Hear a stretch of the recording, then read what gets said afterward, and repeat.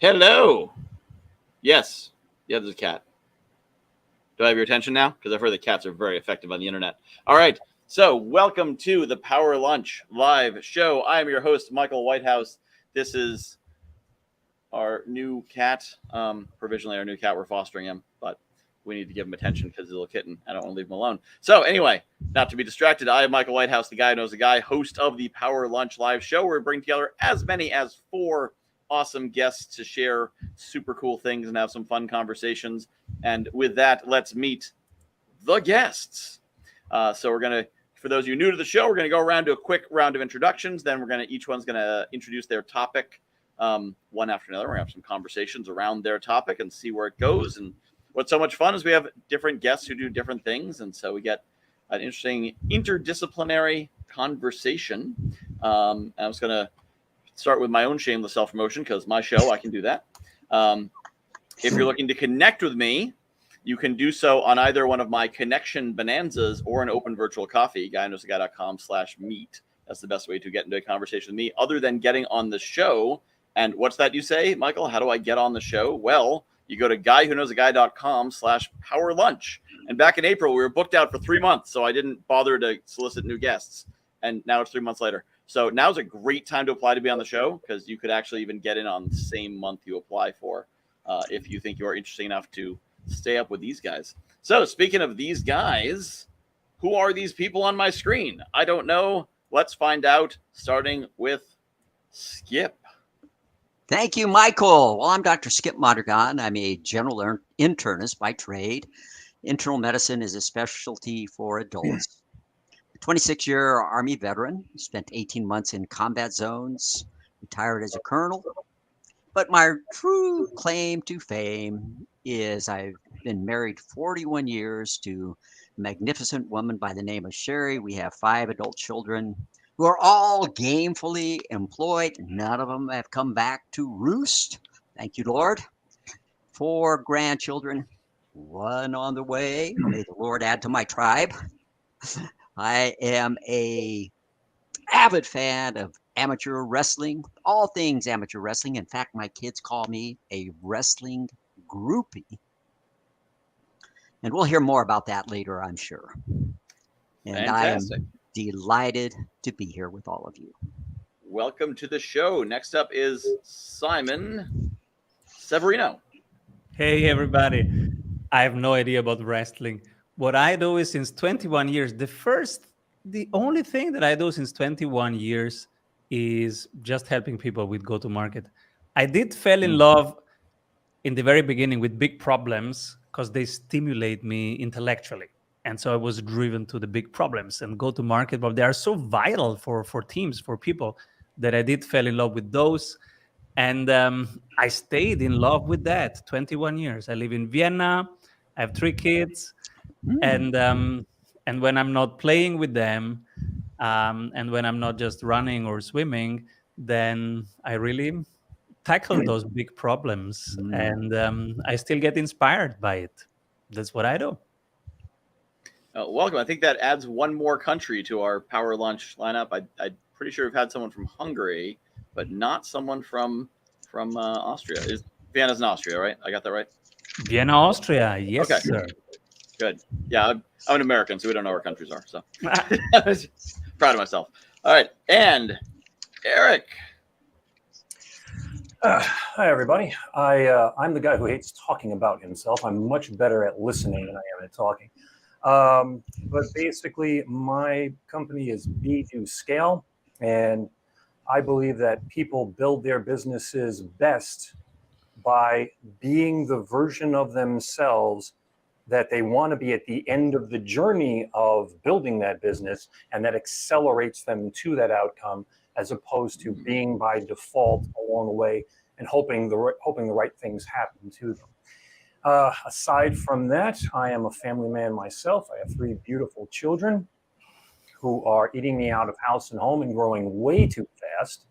I still look at baby pictures. They get annoyed because all of my things on my phone for them, like when they call up, are their baby pictures. And they're like, Dad, 15. I'm like, not here, you're not. So that's my family life, Okay, and now. in my off time, I love to run, exercise, yoga, and been doing martial arts for years. So punch stuff when I get a chance. Nice. Like that, punching stuff when you have a chance. Good way. To do it. All right. Usually not people. Yeah. So we have a martial group here between the wrestling and the punching and the tiny angry kitten. Right.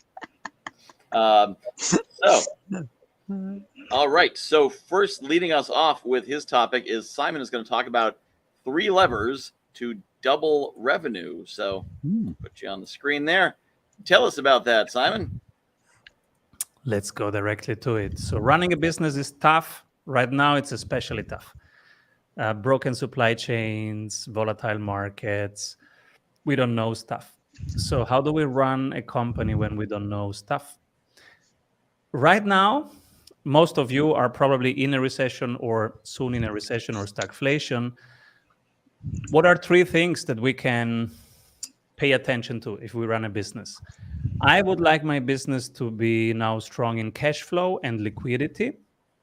And I want my business to be resilient, so to have self-healing properties, self-correcting properties, and self-healing properties.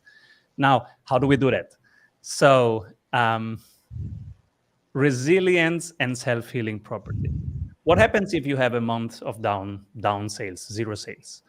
How can you turn your costs from fixed costs into variable costs? This is something that we are doing with all our clients right now. We always do it, but right now they listen to us. That's the difference. So you go through all costs, biggest costs position, personnel, whatever it is, all right? And then you shift them from fixed to variable. If you don't know what it is, fixed means more work, still the same costs, less work, same costs, which is not smart, right? And it's not resilient. A variable costs position means when you have 0 work, you have 0 costs. And when you have a lot of work, you have more costs, which is fine because you have the cash flow for it. So capitalism has always been misunderstood as something where you need to maximize the returns. It's not that. You need to maximize the time you keep being in the game. And that's done by liquidity and cash flow first. So the question is always, what's the minimum that you profit that you have to make this month so that you are still around next month? And where do you need to reinvest it? But if we just focus at the next 90 days, because I think they are key, and everybody right now should really take care of liquidity, cash flow, and resilience first, then I would say 3 things that I would do. First, go through your cost positions, turn them into variable costs. For example, if I have 0 sales next month, I can still run my global business. Nothing happens. I have 4 revenue streams. One of those is my colleagues paying to be on my team. It's a certification model. It's one of the resilient models if you are a professional service. Wherever industries people are, if they ask in the chat, I can bring examples from those industries. There is not just one model. Find for you the most resilient model, one that keeps on working whatever happens outside. And now we go to the revenue side. Okay, we were talking costs so far and resilience. On the revenue side, I would do a list of all your activities right now. And those are the 3 levers that you asked about. I would do a list of activities. Let's say you are doing Instagram, Twitter, joint ventures, and you make a list of everything that it's on your desk right now. And I would, for the next 90 days, I would only keep doing the things that increase by 25%, one of these 3 things.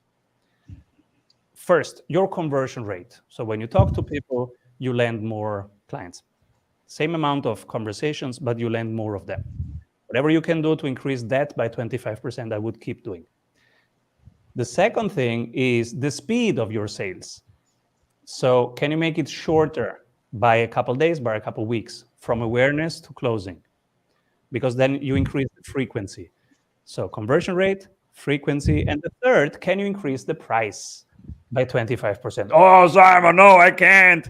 Well, maybe not, maybe yes. There are 8 things that you can do. I just wrote about them in the book, Strategy Sprints. I covered them all. It's 8 things. You can do them in 1 to 2 weeks.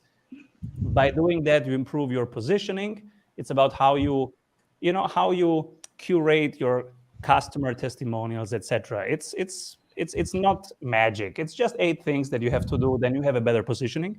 And when you have a better positioning, you can charge 5% more for the same thing because the perceived value on the other side is still there, maybe even higher. So these are the 3 things, the 3 levels: conversion rate, sales time, and the price. If you increase those 3 by 25%, you have increased revenue by 99%, and that will cover the cash flow and the liquidity for the next 90 days. You stay in the game, you learn more about the people you are here to serve, and that's how you stay in the game and also learn more than your competitors, so you also increase your competitive advantage. And I love that point you made about being able to raise your prices and how a lot of people are afraid to, but that when you change your prices, you change your market segment.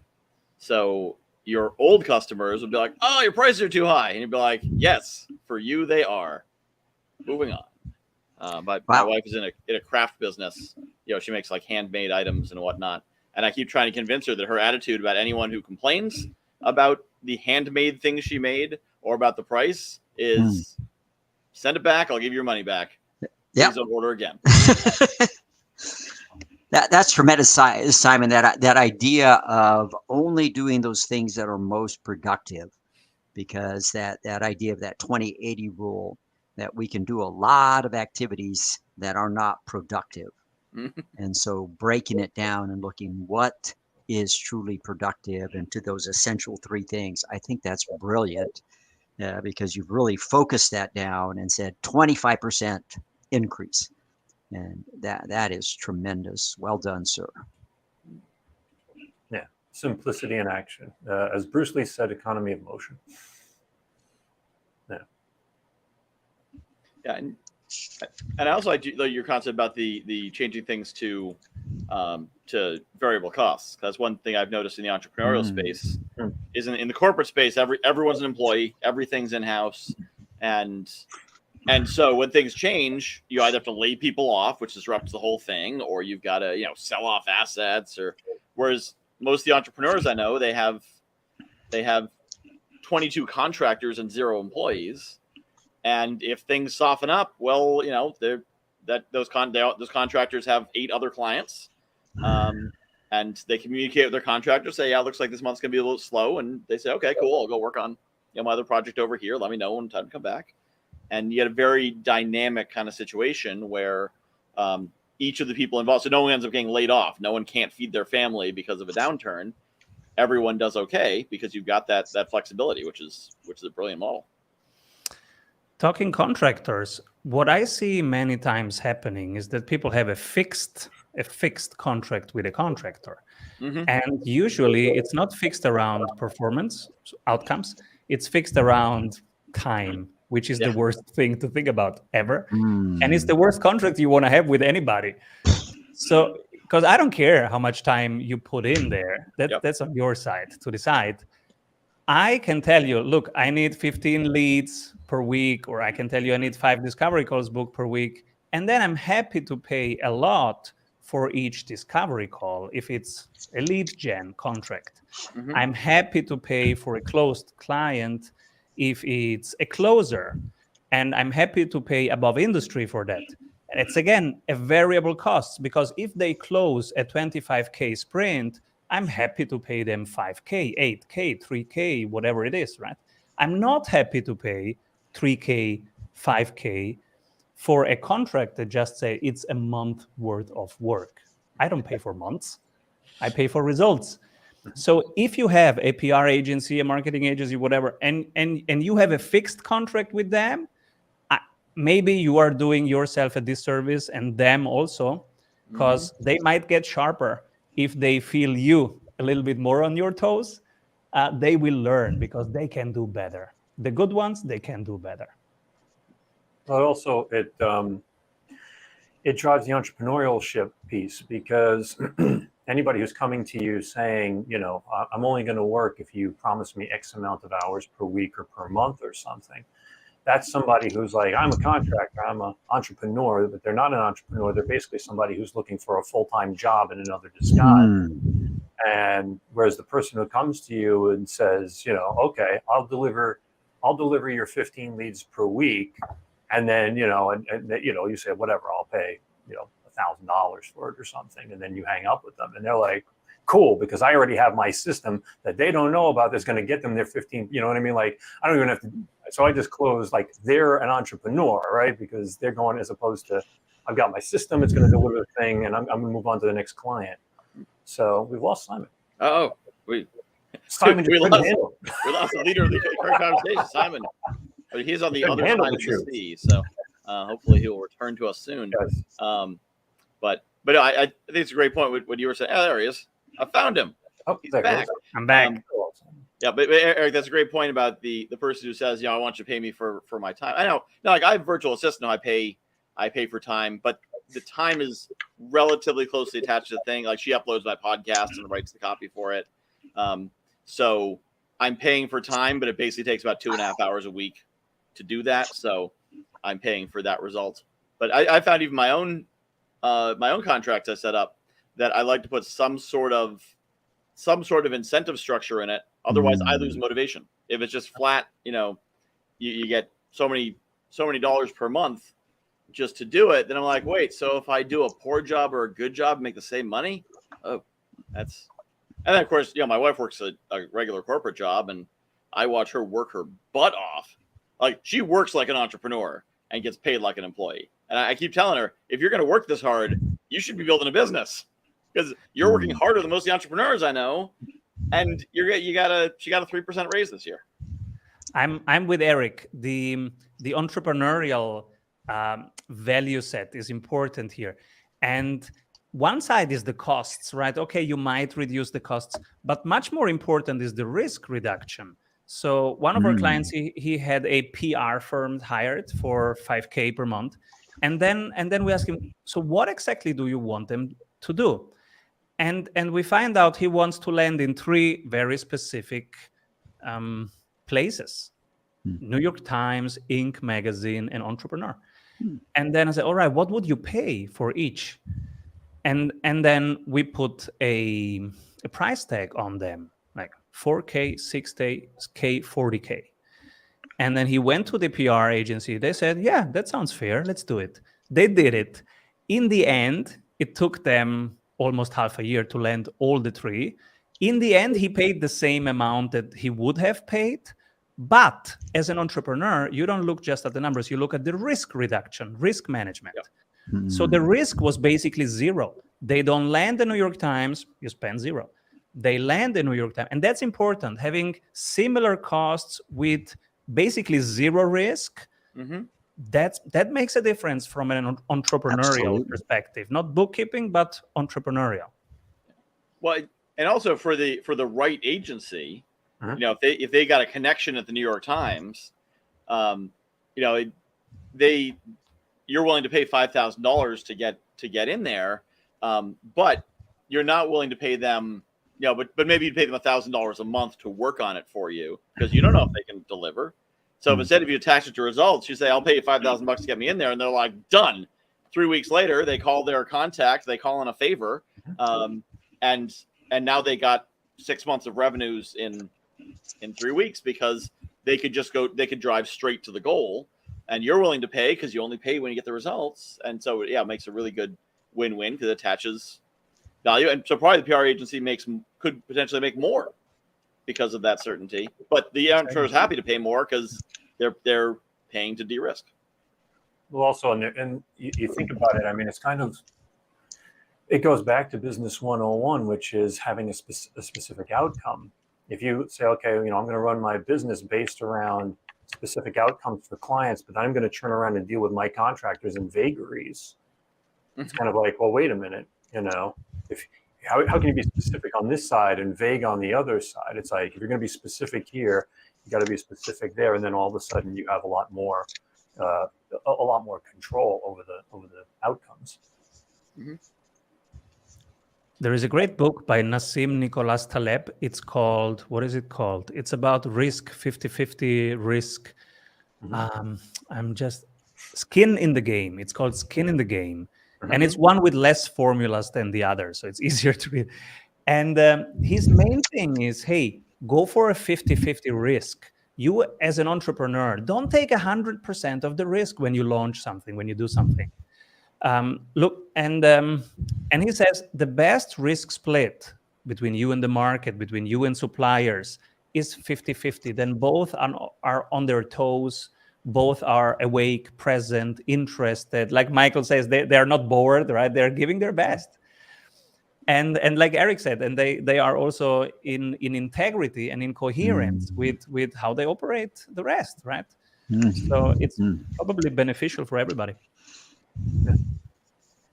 Very good. All right. Well, so our next topic is going to be brought by Skip, which is a somewhat bit of a divergence. But I've always found with this show, and I bring together various guests, that they find a way to bring it together and make some really interesting conversations. And so I look forward to seeing how we're going to do that here, because Skip is going to talk about what is a tough guy. I love talking about this topic because some people would say, well, a tough guy. I was a tough guy. You see, I was a wrestler. I was a national veterans wrestling champion. I was a colonel. Spent 26 years in the Army, 18 months in combat zones. I was a tough guy. But being that tough guy is like a double-edged sword, and it got me into trouble. Why? Because certainly in my generation, I grew up, with hearing this. Don't be a crybaby. Be a man. Don't be a sissy. And of course, the role models that you are around, men who didn't know how to express their emotions openly. Why? They didn't have those role models that could openly shed tears, or that could openly embrace another man and say, I love you, or could admit that they were struggling or having problems. And in fact, there's a term for this, that because of that, men tend to squash down and push down their emotions to the point where they lose contact with their emotions and don't even know how to put words to that. And this term in the medical literature is called masculine alexithymia. And it literally means feelings without words. Masculine alexithymia. So I was this tough guy, and it landed me in trouble, to the point that my 26th and last year in the Army, I found myself curled up in a fetal position on musty carpet in my office because I was so severely depressed. And all those antecedent symptoms, I couldn't see them. I couldn't put that picture together because I'm a tough guy. And what do tough guys do? We just keep pushing and pushing and pushing. In fact, we have a term for it in wrestling. We call it gutting it out. That no matter how much your muscles ache, your lungs burn, and your mind's saying, just stop. You do an extra push-up. You do one more pull-up, one more run sprint, one more takedown on your opponent. In that match, you're just not going to yield. And we call that gutting it out. And that mentality is what got me into trouble. As I said, that's where I found myself. And for 4 hours, what did I do? I'm sitting there asking myself that question. Skip, how did you get here? Skip, what happened? You're a tough guy. You're a colonel, a national wrestling champion. You spent 18 months in combat zones. What happened? And it took me 4 hours asking that question. And I was like this observer participant, a doctor patient, trying to figure out what was going on, and very slowly could put the pieces together. Insomnia, blue mood, loss of confidence, indecision, impaired cognition. All these things, it was like going through life in black and white. loss of passions. I lost my interest in wrestling and other things with social withdrawal. Even, increased aches and pains from my osteoarthritis and overuse injuries.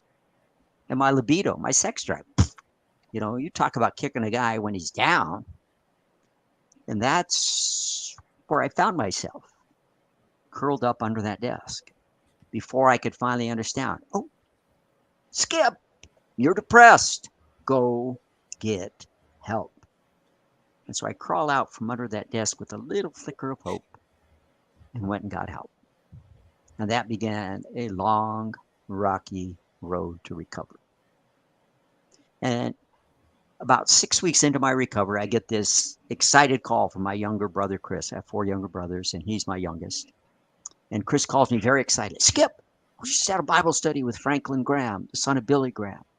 And he talked with us at this Bible study about suffering, particularly the suffering of Christ, and emphasized this idea, especially as Western Christians. Why do we think we should be immune from suffering?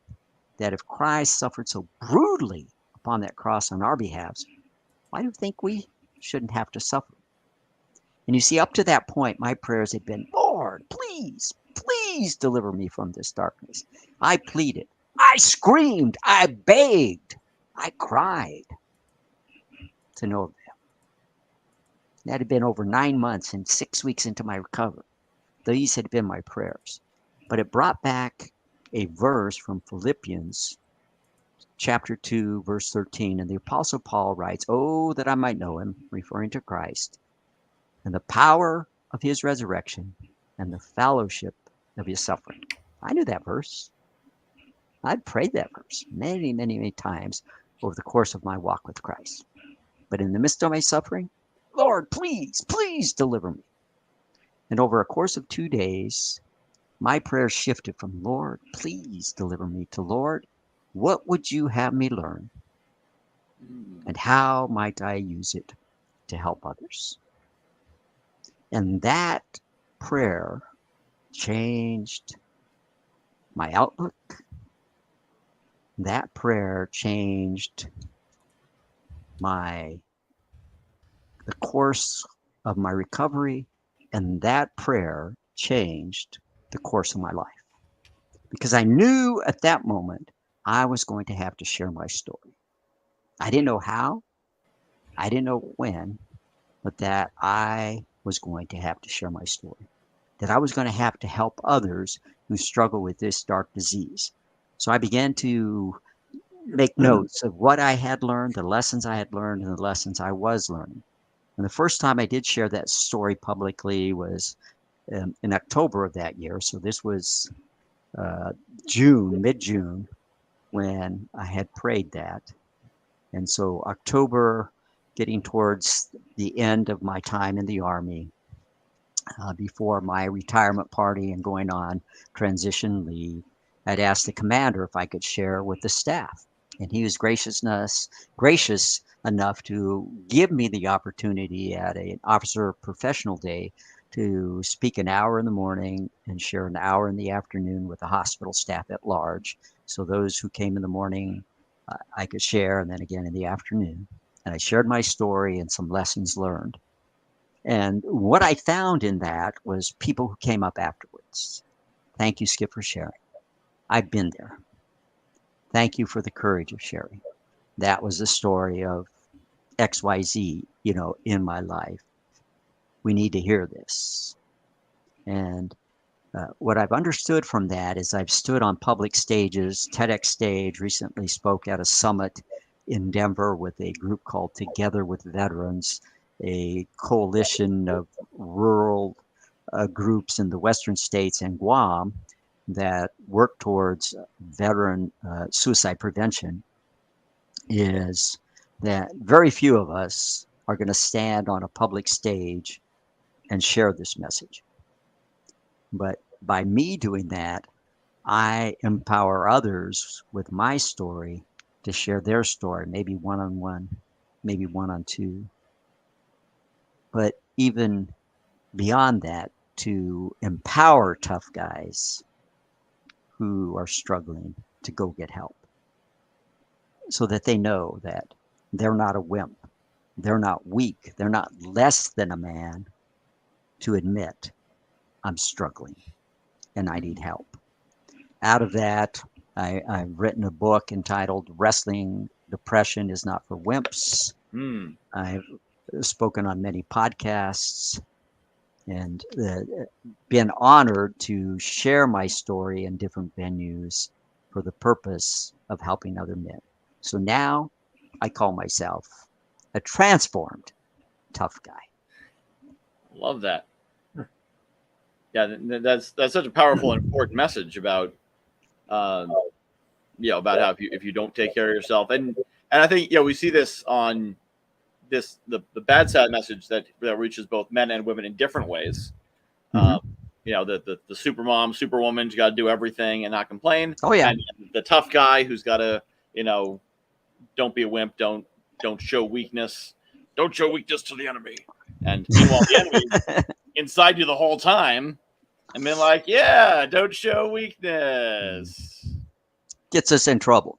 And part of that issue for me is I've always been a caretaker. I had 4 younger brothers, and from my earliest memories, I took care of my younger brothers. I'm a caretaker in my extended family, as caretaker in my family, as a physician of my staff, and on it goes. I've always been in that caretaking role, and have done it at times to my detriment. And so that idea of self-care. And so what do I tell people? Self-care is not selfish. Yep, that's a great message. That's you beautiful. Mentioned women. If I might say something to the women who are listening, that idea that I don't know how many patients that I've treated, women who'd come in and say, Doc, I am just so exhausted. I'm just so tired.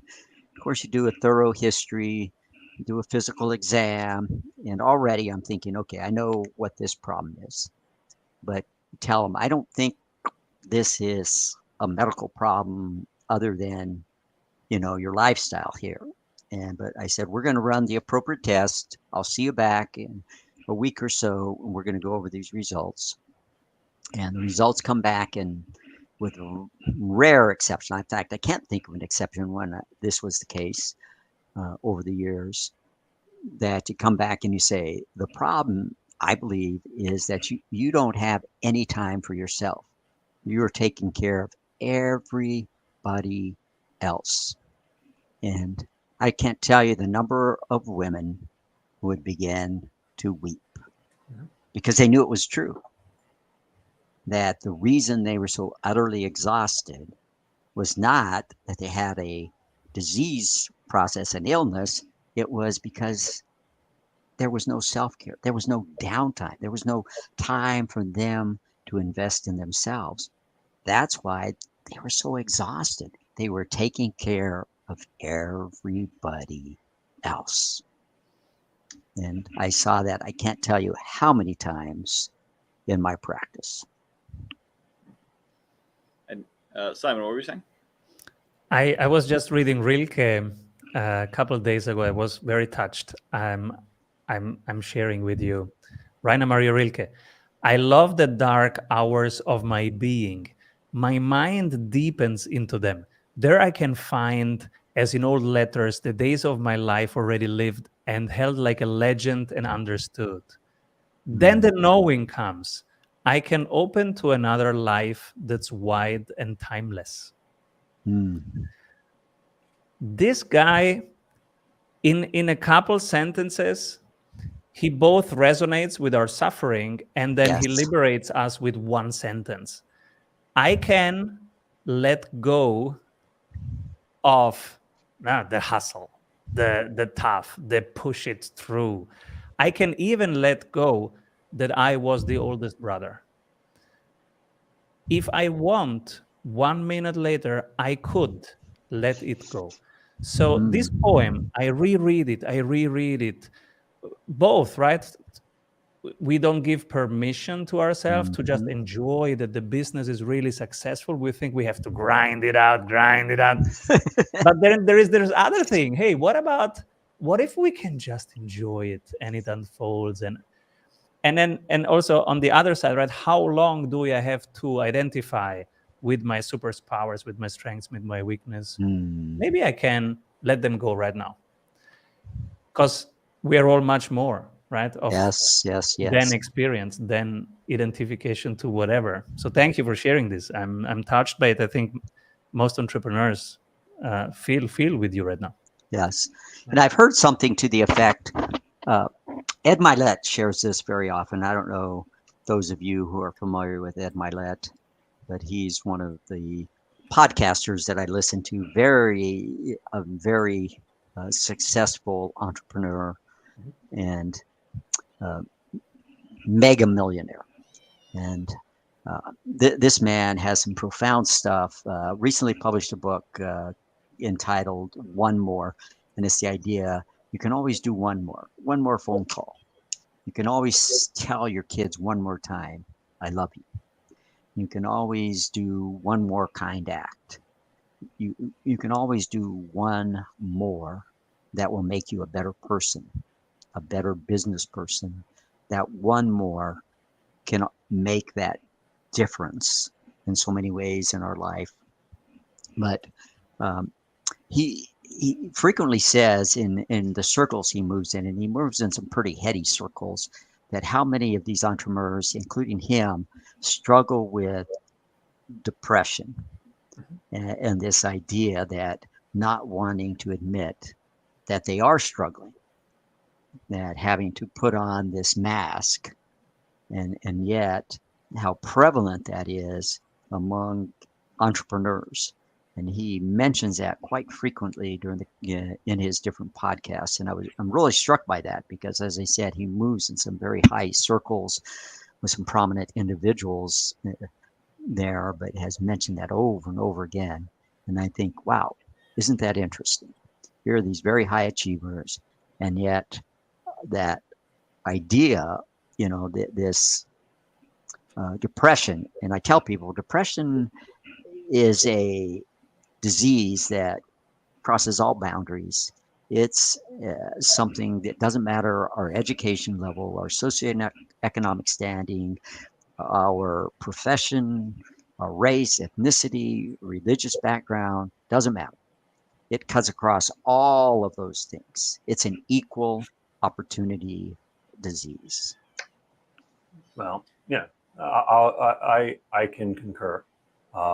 I will openly say I've had bouts with depression and whatever, to the point of, I don't know, it was about 5-6 years ago. At one point, one day, I had a sort of a breakdown,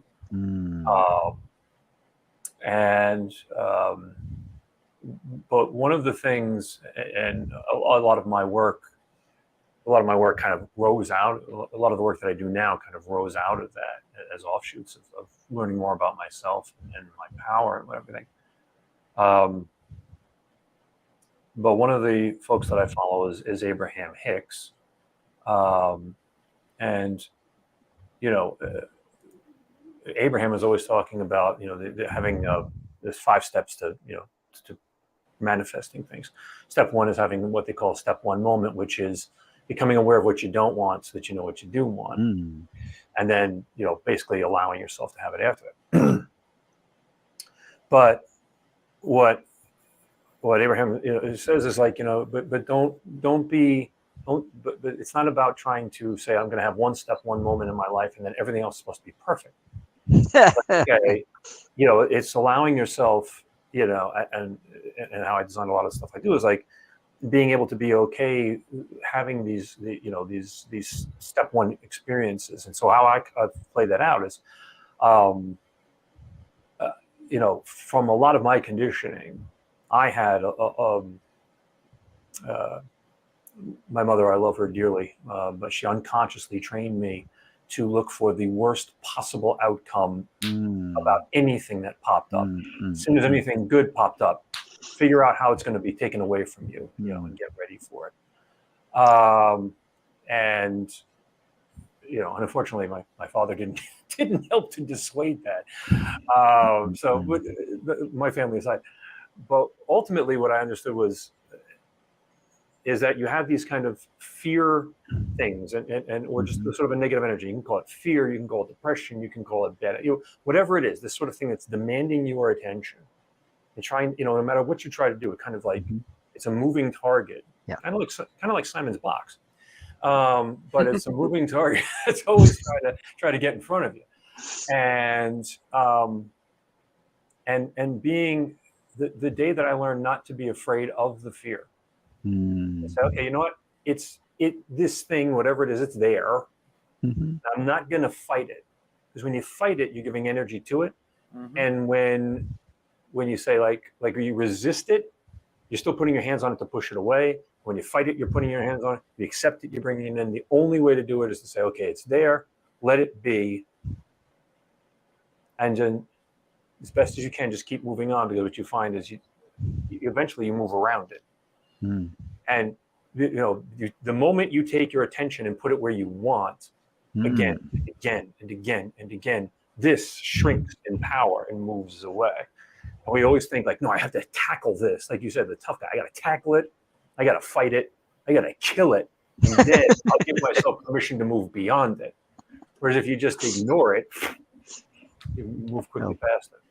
Well, that is very powerful, because one of the things I teach and talk about is this part of our brain called the RAS, the reticular activating system. And some of you are aware of that. That's like a homing device that we tune into certain things. For example, let's say you're blessed and you come into, this money that you have, and now you're saying, oh, I'm going to go out and buy this beautiful forest green Ferrari. Now I've been looking forward to buying this wonderful plush, light browns, leather seats, 4 on the floor. Oh man, this is gorgeous. And this is so nice. And you go out and you're driving. Now all of a sudden you're seeing all these Ferraris on the road, including your model. Did they magically appear? Of course not. They've always been there. But your RAS is now activated. So you see them. And so this idea of what you focus on is what you go towards.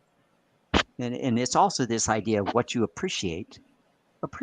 And so it's kind of this similar vein of what do we want to focus on. If we're always focused on the negative, well, guess what? You're going to see the negative. It's going to grow. But if you focus on things that are positive, things that are good, those things, guess what? Those are going to grow in our life. And we're going to see more of them, because that's where our attention goes. What you appreciates. Yeah. Or again, referring back to Abraham, one of the things Abraham said was, you don't deactivate the things you don't want in life by actively deactivating them. You activate the things you do want, and you simply keep activating them. You know what I mean? And then like that's what if you appreciate that, it will grow. Your activation, your thinking about it is what appreciates it, what activates it over and over again. And the thing you want, when you take your attention away from it, you're depreciating and you're appreciating, and you're switching your energy. Yeah. Yep. It reminds me when I was teaching driving, one of the things you learn is that you will go towards what you look at. Yep. Right? You can't avoid something. So you can't avoid a bridge abutment.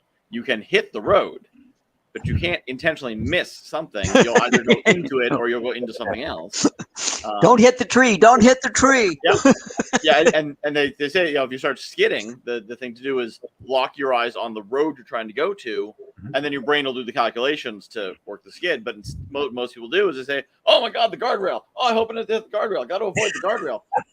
And people say in an accident, like, I couldn't control it. Like the car was pulled towards the guardrail. No matter what I did, it was pulled into the tree. It's because by pointing their eyes at it, they locked onto that target and said, tree. And brain's like, you got it, boss. Tree it is. So yeah, like you're saying, you can't look at the things you're trying to avoid. You have to look at the things you want to hit, because you're gonna hit them. Yeah. Yes. Well, in NASCAR they teach you, how they have like the light, like in stock car racing or in sprint, whatever. They have like the red to yellow to green or whatever, and they tell you just keep looking at the green. Because a lot of people will look at, they'll watch the lights go down. They'll say, no, don't even bother looking at the red and the yellow. Literally just keep your eye on the green light, because the moment it clicks off, that's when you can take action. But if you're watching it, then you're being hypnotized by the other two beforehand. Always focus on the one tiny little point that you want and make that everything. Actually, I'm going to use that as a segue to let Erik take over, because we have a few minutes left, but I want to get to his topic that I think might segue out of this topic we're in, perhaps. So, Erik, tell us a bit about using energy over effort. Sure. So over the years, I've worked with a lot of folks, and real quick background, I did corporate America for a decade, and came out of that. My last job, I got fired for doing it too well. True story. And I learned how to, I learned how to produce. I was producing mathematically impossible outcomes based on the amount of staff that I had. And I did it by creating what was called an open door policy. And what I realized years later was I had changed the energy in the office. I was a government contractor, and had 132 people reporting to me, and had gone from the worst performing site in the U.S. to the best performing site in the U.S. in less than 8 months. And he thought, and you would think that would get me a raise and not fired.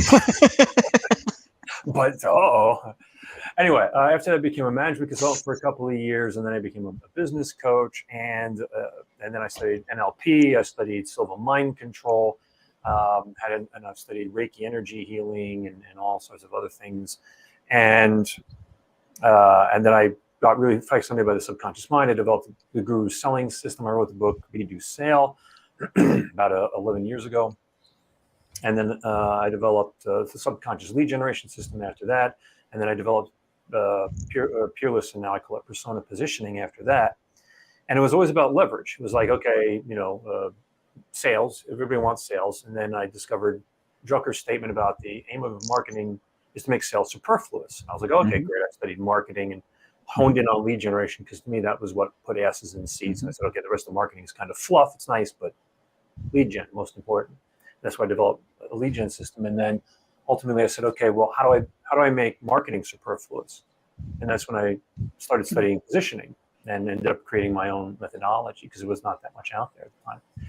And so it was like leverage. And during that decade, I had miracle clients. To date, my best is 150,000 pipeline to over 10 million in 8 weeks. I've had 300% growth in a quarter, or I've had multiple clients say I had to stop marketing because, I had too many leads in like 6 weeks or less. It was very, like these great outcomes. And then I had some clients who were like, oh yeah, we 2x'd our income. And to me, and after you've done this, it's kind of like 2x. It's like, okay, So I call those like my moderate middle of the line, 50% increase, 100% increase, no big shakes. And then I had lousy clients who were like, nothing happened. And so about 2 years ago, I started taking stock, and I said, okay, well, what was it that made the difference? Because a number of the clients that I had busted hump on, I said, I gave them everything I had, and everything went the wrong direction. And then other clients, I didn't do that much work, but they exploded. And what I realized was that the people who exploded, they as a person had changed.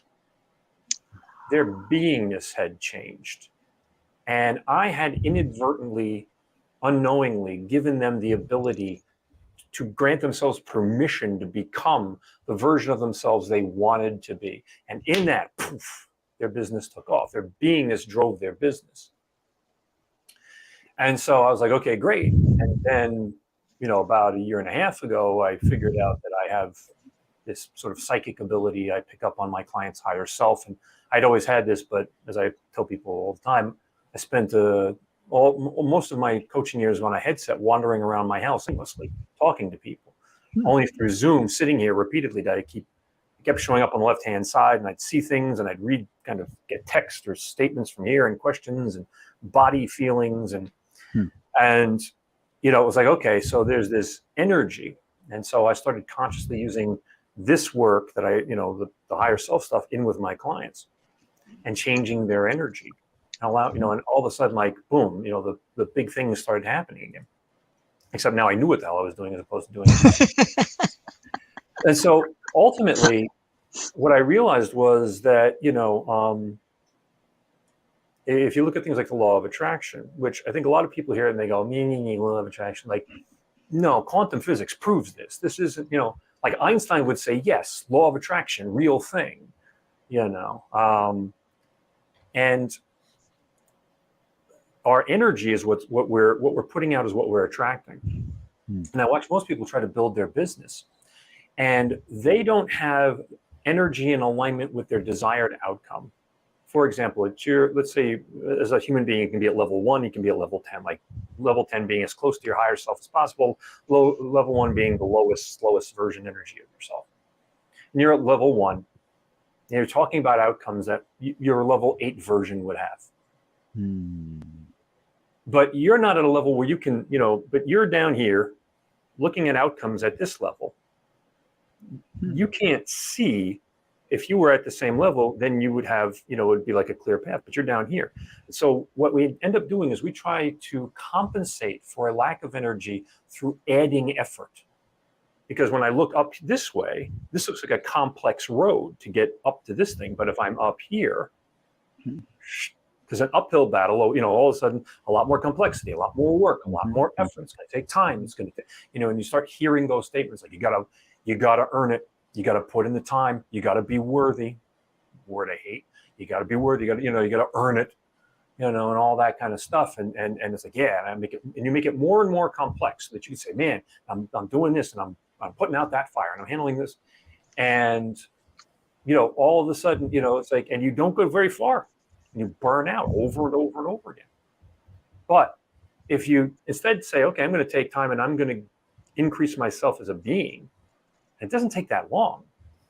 You know, if you really say, I'm going to allow myself to fully expand as a human being, I'm going to start accepting that, you know, I don't need to be worthy. There's nothing out there to choose me being worthy or not worthy. All of a sudden, like, I'm just going to allow what I want to come to me, and I'm, you know, start changing and accepting a higher self.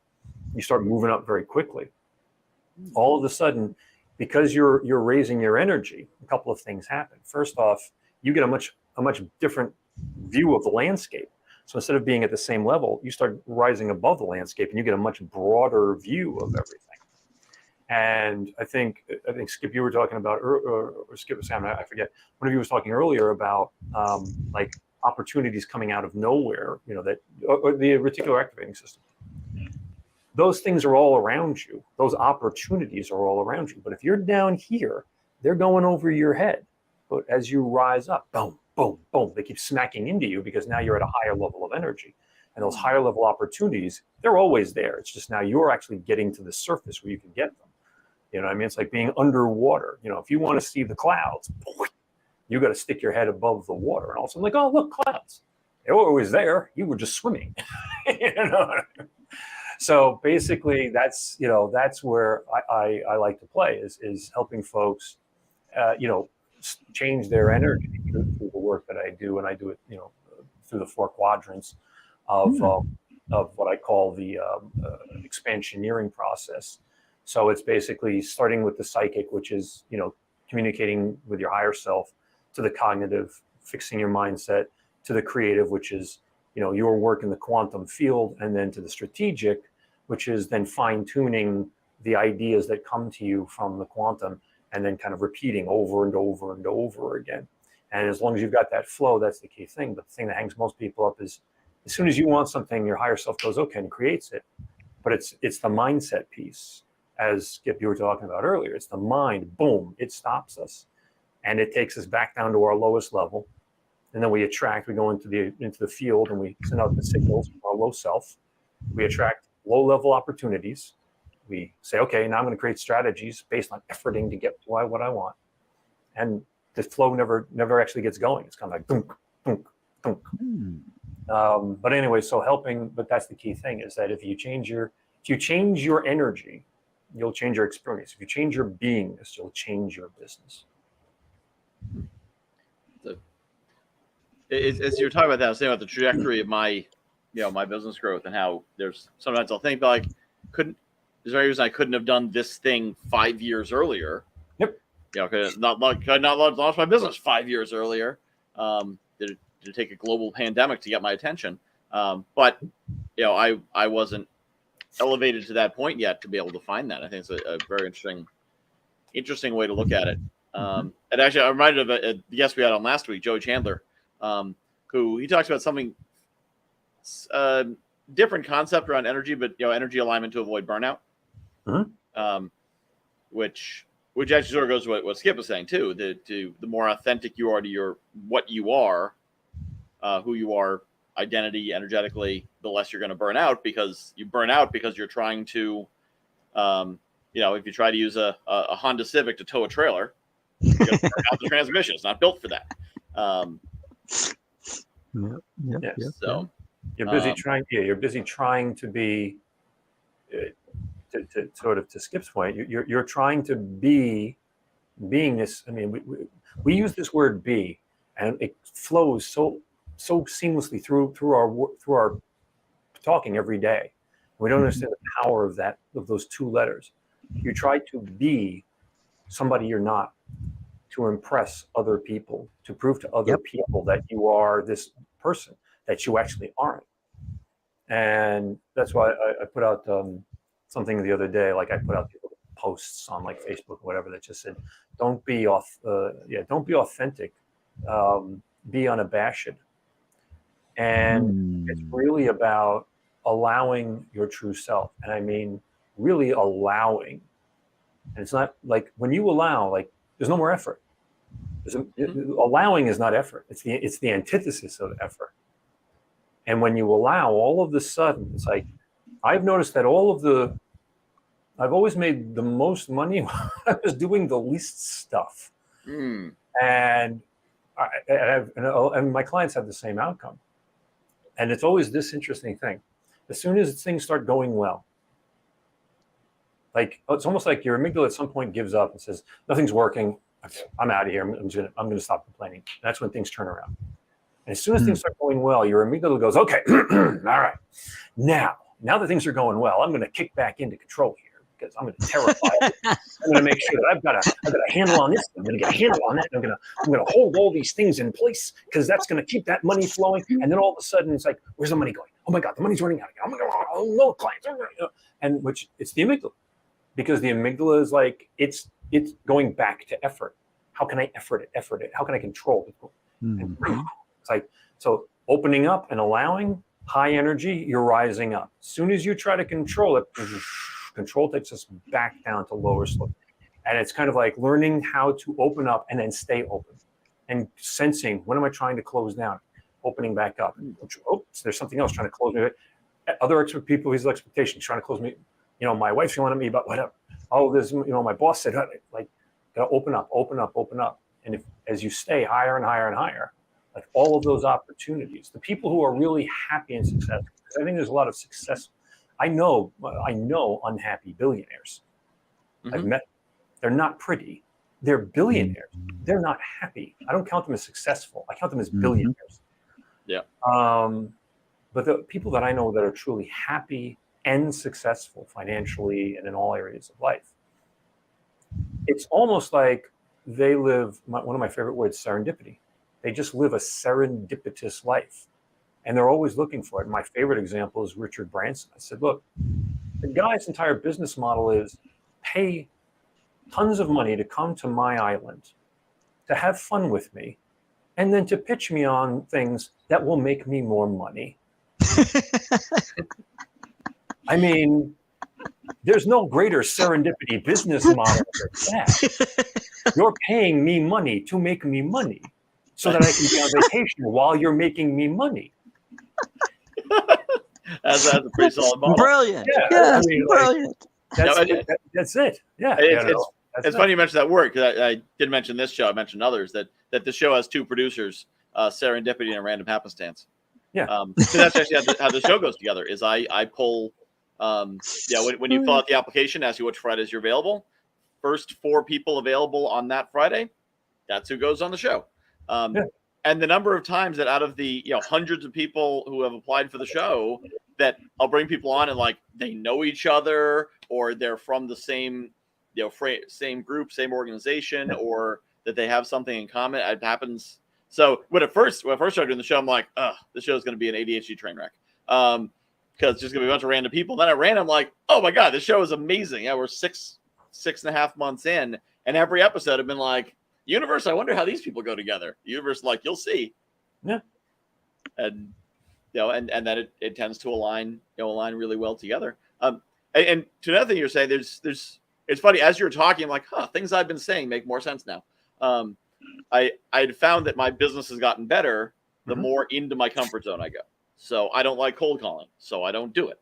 I don't like making calls, so I don't do it. In fact, I had a client who brought me in to run a launch for them, and there was a misunderstanding as to what I was going to do, because I was thinking I was going to like run the leaderboard and send emails. And the client was like, no, we got that set. Here's a list of 300 people. I need you to call them.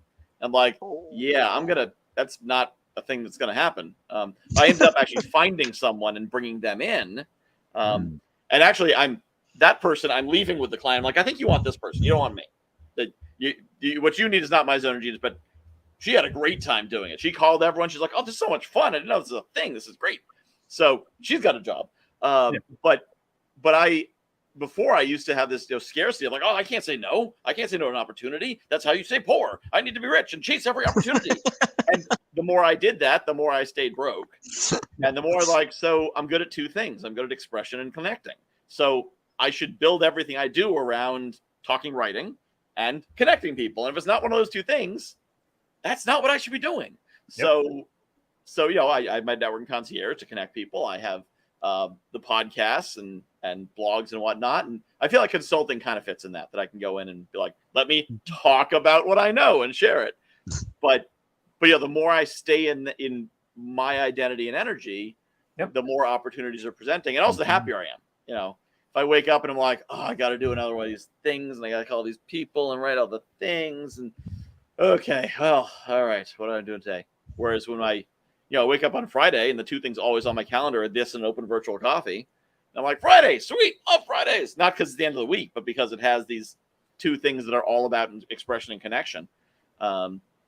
That I've, the more I get into that, and you're right, people are always taught like your success exists outside your comfort zone, and you will find success beyond discomfort. And these are things sales managers say to make their salesmen work harder and make them more money. Yeah. What was it? The winner gets a set of steak knives, the loser gets fired, or something like that. Glenn Ross. Yeah. First one. So, fun fact about that movie. I don't know if you ever noticed this. Nobody closes a deal in the entire movie. It's true. Yep. That is true. So whenever people quote that movie, I like that because it's a satire of sales. So whenever people what movie are we talking about? Glenn Ross. Yeah. Okay. From the 70s. But so that scene actually is not even from the play. They wanted to get Alec Baldwin into the movie, so they wrote a scene for him to just like be all badass. But the movie is just about the misery of living an unaligned life of selling crap and how terrible it is. So anyone who's inspired by it, they don't get it. I know, right?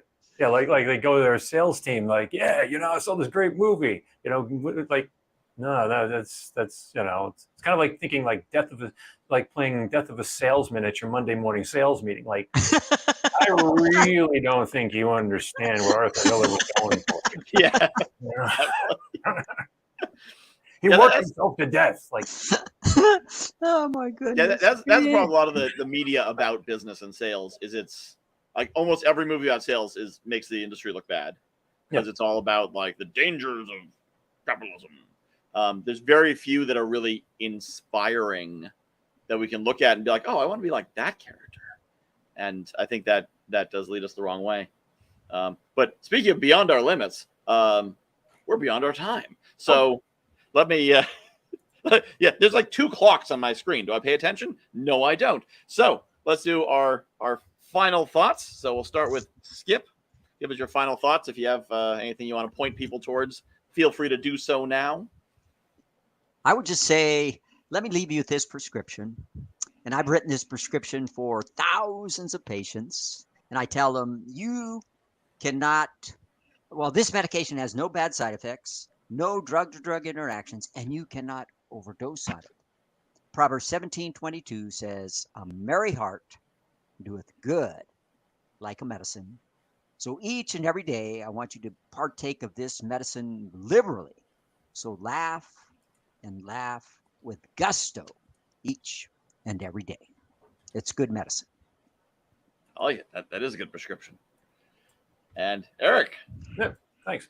So I find one of the first things that I always like to do with clients, and one of their biggest, I would say people's biggest problem is they don't know what their biggest problem is. And it's because I find a lot of people are trying to solve the wrong problem or answer the wrong question.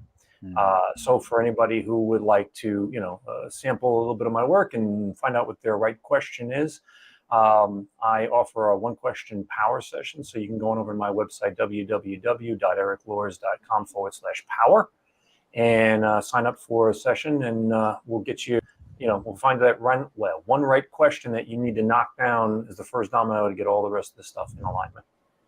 Love it. And Simon. One thing that stood out for me today is that we found from different angles, we were discussing that if you want something too much and if you get rigid and if you hold it too tight, that's actually not going to work, and it's making you stiff and you don't enjoy it, and you might even get sick or depressed. And then on the other side, so what is it if we don't focus on our goals and then growth numbers? So what else is there, right? And Erik says being. And so what I do is I don't stick too much to my goals, and I don't identify with goals, and I don't hold them too tight. I have them, but I have a loose relationship to them. What I relax rather into a process. And for me, the process is my 3 habits: the daily habit, weekly habit, monthly habit. Whatever happens outside, I just know that I will do my daily thing, my weekly thing, my monthly thing. And if I do these 3 things, I relax into the process. I can enjoy even the tough days because they fluctuate. But I will show up, I will do these 3 things, and I focus on the immediate controllables that I have.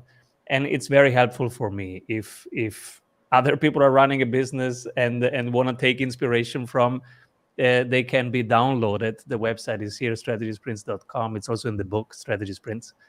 And that's what I take away from this. All right, that's great. Well, as always, serendipity and random happenstance never let me down and always bring me a great lineup of people.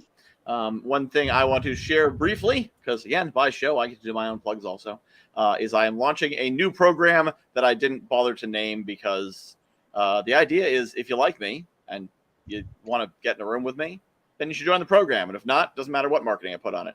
So go to guyknowsaguy.com/the program. It's $25 a month. It gives you access to me in a Zoom call. Bring your ideas, your questions, your thoughts. I've met a whole lot of people, and I like sharing the ideas. I find it fun to do. I was doing it for free. Someone said you should probably get paid for it. So now it's $25 a month. So if you need just kind of that starting point to get started before you're ready to, maybe launch into something a bit more advanced and aggressive, like the gentleman, I'm pointing the right way? Yeah, over here might have for you. Get started with me, and then you can launch on into the rest of the world. So guyknowsaguy.com/the program. And it is so new that I think this is the first time I've mentioned it on the air, because I actually put the landing page together on Wednesday. So you may be hearing it here first. Very exciting. It's like the news, but less depressing. All right. Well, thank you everyone for being on. This has been awesome. As always, Friday at 2:00 is one of my favorite times of day because I get to hang out with really cool people. And if you would like to hang out with really cool people as well, go to guywhoknowsaguy.com/power lunch. Someday I'll make one of these doesn't scroll. Anyway, that power lunch down there at the bottom. And if you're on the screen and want to come back on, you're welcome to apply again as well, because we like having repeat guests and you guys are pretty cool. So I'd be happy to talk to any of you again. So thanks for coming on. Thanks for watching. And thanks for everything.